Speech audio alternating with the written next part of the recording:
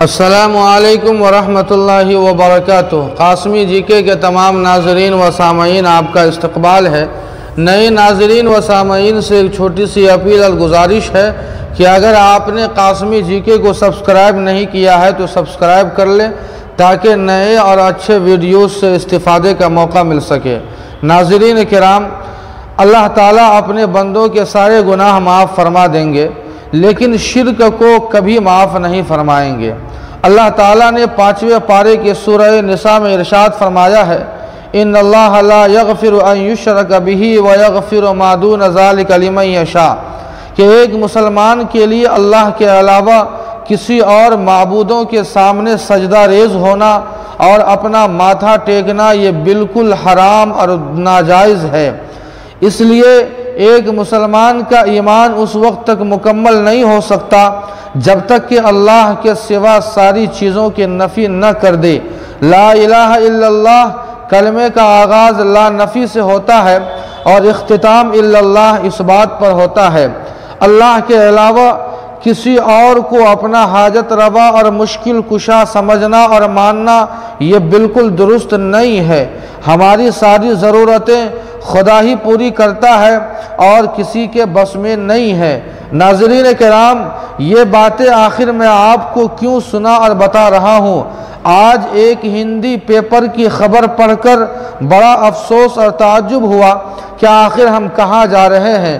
पहले वो खबर सुनते हैं, उसके बाद फिर हम आगे बढ़ते हैं।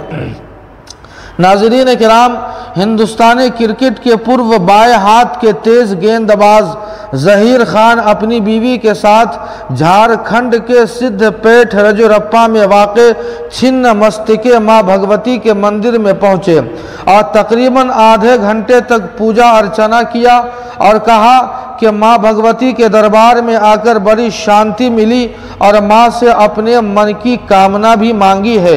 मज़ीद कहा कि अगर मनोकामना पूरी हो गई तो माँ भगवती के दर्शन के लिए दोबारा आएंगे।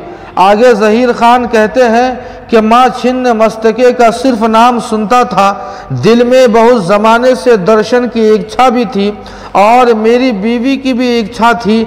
आज वो इच्छा संपन्न हो रही है और मैं आज बड़ा खुश हूँ। ज़हीर खान की बीवी हिंदू है और फिल्म इंडस्ट्री से ताल्लुक़ रखती है।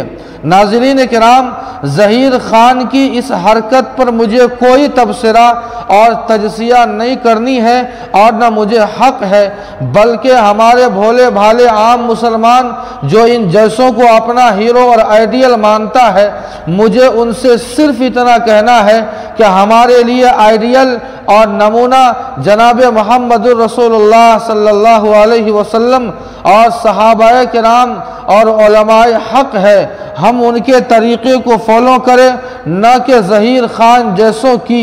इसमें हमारी कामयाबी व कामरानी है। अगर हमने इन जैसों को अपना हीरो और आइडियल बनाया तो राय गुमराही के हमें कुछ हाथ नहीं आएगी।